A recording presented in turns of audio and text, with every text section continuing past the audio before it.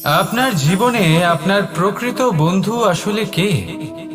আপনার সব থেকে শ্রেষ্ঠ মিত্র আসলে কে? তিনি যিনি সময় এলে পরে আপনাকে সাহায্য করেন, নাকি তিনি যিনি সময় এলে পরে আপনাকে অর্থ দেন? দেখুন, আমরা হলাম মানুষ, আমাদের জীবনে লেনদেন চলতেই থাকে। এটা আমাদের জীবনের অভিন্ন অংশ। কিন্তু অনেক সময় এমন হয় যে আমরা তাকেই নিজের প্রকৃত বন্ধু বলে মনে করি, যিনি আমাদের একটা বহুমূল্য উপহার দেন, ঠিক কিনা? এবার আপনার জীবনে সেই বহুমূল্য উপহার কোনটা, ওই অমূল্য মিত্র আসলে কে, সেই সিদ্ধান্ত হলো আপনার। কিন্তু যদি আপনি আমাকে জিজ্ঞেস করেন, তাহলে আমার মতে স্বর্ণ, হিরে, মুক্ত, ধন এগুলো বহুমূল্য নয়। বহুমূল্য হলো সঙ্গ, যখন আপনি একা হয়ে যাবেন; সময়, যখন আপনার তাকে প্রয়োজন হবে; সমর্পণ, যখন আপনার বিশ্বাসের প্রয়োজন পড়বে। যে মানুষ আপনার প্রতি এই 3 গুণ প্রদর্শন করেন, যিনি আপনার কঠিন সময়ে আপনাকে অবশ্যই সঙ্গ দেবেন, যখন আপনার প্রয়োজন পড়বে আপনাকে অবশ্যই সময় দেবেন, আপনার প্রতি সম্পূর্ণ সমর্পিত থাকবেন, সেই হলো আপনার আসল মিত্র, সেই হলো আপনার প্রকৃত বন্ধু। কারণ সত্যি বললে, বন্ধুত্বের অর্থই হলো নিজেকে সম্পূর্ণরূপে কারোর কাছে সমর্পণ করে দেওয়া। তাই আপনার সেই বন্ধুর জন্য নিজের প্রাণ উজাড় করে দিন। জীবনে অনেক সময় সমস্যা আমাদের চারদিক থেকে ঘিরে ফেলে। এই সমস্যা নানান ধরনের হতে পারে।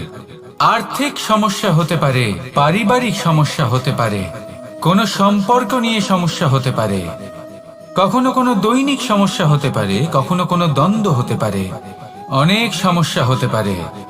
কিন্তু যখনই কোনো সমস্যা আসে, আমাদের মনে তার জন্য একটা উত্তর অবশ্যই থেকে থাকে, যা আমাদের অন্তরে রয়েছে।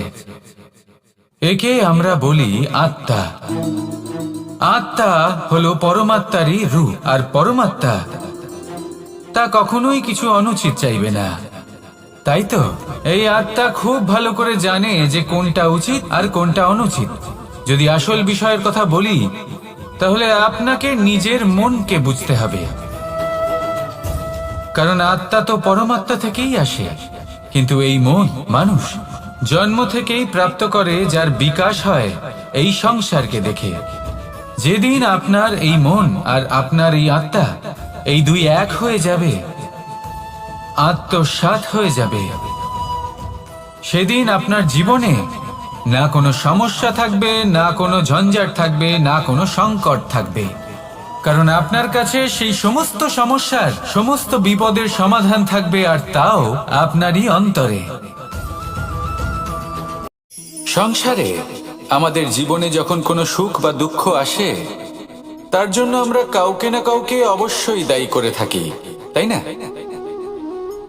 এই ব্যক্তি আমাদের সাথে এরকম কাজ করেছেন, তাই আমার সাথে এমন হলো। ওই ব্যক্তি যদি এমনটা না করতেন, তাহলে আজ আমি ওই স্থানে পৌঁছতে পারতাম। সবই আপনার দৃষ্টিভঙ্গির ওপর নির্ভরশীল। আর যদি আপনার দৃষ্টিভঙ্গি এমন হয়, তাহলে তা অনুচিত। সত্যি কথা বলতে, এই সংসারে ভিন্ন ভিন্ন ধরনের মানুষ আছে। এটা আপনার ওপর নির্ভর করছে কিভাবে তাদের স্বাগত জানাবেন। একবার ভাবুন, আমি আমার দুটো হাত সামনে নিয়ে এলাম, দুটো মুঠো খুলে দিলাম। দুই প্রকারের মানুষ আসবেন, কিছু না কিছু দিয়ে যাবেন। এই মুঠো যদি আমি বন্ধ করে দিই, তাহলে না কেউ আমাকে কিছু দিতে পারবে, না আমার কিছু যাবে আসবে। নিশ্চয়ই বুঝতে পারছেন এই দুই ধরনের ব্যক্তি কারা এবং তারা কি দিয়ে যান। আমি যদি নিজের মুঠো খুলে দিই, তাহলে কিছু ভালো মানুষ আসবেন, আমাকে আনন্দ, সন্তুষ্টি, জ্ঞান প্রদান করে যাবেন, ভালো অভিজ্ঞতা দিয়ে যাবেন। কোনো খারাপ ব্যক্তি যদি আসেন, তাহলে তিনিও খারাপ অভিজ্ঞতা দেবেন, যার থেকে আমি শিক্ষা লাভ করব। এই সব কিছু আমি লাভ করতে পারি। মুঠো যদি বন্ধ করে রাখি, তাহলে আমি কিছুই পাবো না। দেখুন, এই সংসারে প্রত্যেকের জীবনে এইরকম। প্রত্যেকের জীবনে সবকিছুই আছে, ভালো খারাপ দুই মানুষই আছে। ভালো অভিজ্ঞতা আছে, খারাপ অভিজ্ঞতা আছে। নির্ভর করছে আপনার উপর যে আপনি কি করবেন। এনাদের স্বাগত কিভাবে জানাবেন, কার থেকে কি বুঝবেন, কি শিখতে পারবেন, আর কোন দৃষ্টিভঙ্গি নিয়ে অগ্রসর হবেন। এটাই নির্ধারণ করবে যে আপনার জীবন কেমন হবে। প্রত্যেক মানুষ নিজের জীবনে হীরক তথা হিরে এবং দর্পণ এই দুই দেখেছেন।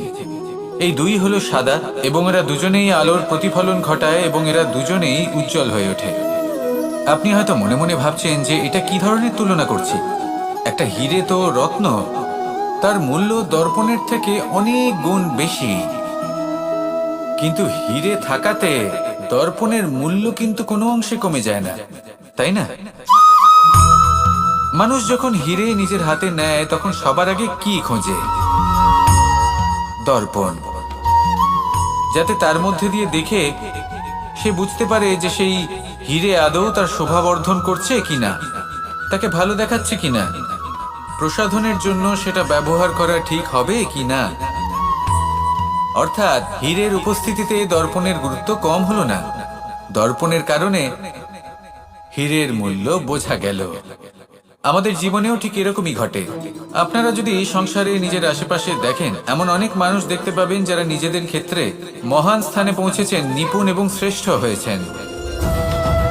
আর তাদের মধ্যে আপনার নিজের মনে হয় যেন আপনি হলেন দর্পণ। নিজেকে ছোট মনে করবেন না। আপনার মূল্য কম হচ্ছে না, আপনার নিজস্ব মূল্য আছে। আর যদি আপনার অস্তিত্ব না থাকে তাহলে ওনাদের অস্তিত্বের মূল্য সংসার বুঝতেই পারবে না। জীবনে সবসময় চেষ্টা করবেন যাতে আপনি আরো বেশি শ্রেষ্ঠ হয়ে উঠতে পারেন। আপনি নিজে যে স্থানে আছেন সেটাকে ছোট মনে করবেন না, তারও নিজস্ব একটা মূল্য আছে। যদি আপনি হিরে হয়ে থাকেন তাহলে অহংকার করবেন না, যদি আপনি দর্পণ হয়ে থাকেন তাহলে নিজেকে ছোট মনে করবেন না। সুখ, দুঃখ এবং শক্তি, এই তিন হলো এই সংসারের ত্রিদেবের মতো। আমাদের জীবনে যা কিছু ঘটছে এই তিনটির ভিত্তির উপরেই হচ্ছে। আসলে এই সংসারের একটা নিয়ম আছে, যখনই আপনি কিছু লাভ করেন এই সংসার আপনার পরীক্ষা নেয়। এটা জানার জন্য আপনার পরীক্ষা নেয় যে আপনি যা কিছুই লাভ করেছেন আপনি কি আদৌ সেটার যোগ্য কিনা। ঠিক সেইভাবেই এই সুখ, দুঃখ এবং শক্তি আপনার পরীক্ষা নিয়ে থাকে। যখন সুখ আসে তখন সে আপনার পরীক্ষা নেয় যে আপনার মধ্যে অহংবোধ জাগ্রত হয়নি তো। যদি অহংবোধ চলে আসে তাহলে সুখ সেখানেই সঙ্গ ত্যাগ করে। দুঃখ আপনার ধৈর্যের পরীক্ষা নিতে থাকে, আর যদি আপনার মধ্যে ধৈর্য না থাকে তাহলে এটা আপনাকে আরো বেশি দুঃখের গভীর অন্ধকারে ঠেলে দেবে। সেখানে শক্তি পরীক্ষা নেয় আপনার বিনম্রতার। যদি আপনি বিনম্র না হন তাহলে হয় এই শক্তি আপনার সঙ্গ ত্যাগ করবে, নয় এই শক্তি বিনম্রতার অভাবে আপনার পতনের কারণ হতে পারে। এই সংসারে যে কোনো ব্যক্তি যিনি এই পরীক্ষায় উত্তীর্ণ হয়ে থাকেন এই জীবনে তিনি সাফল্য লাভ করেন। আসুন আমার সাথে ভালোবেসে বলুন রাধা রাধা।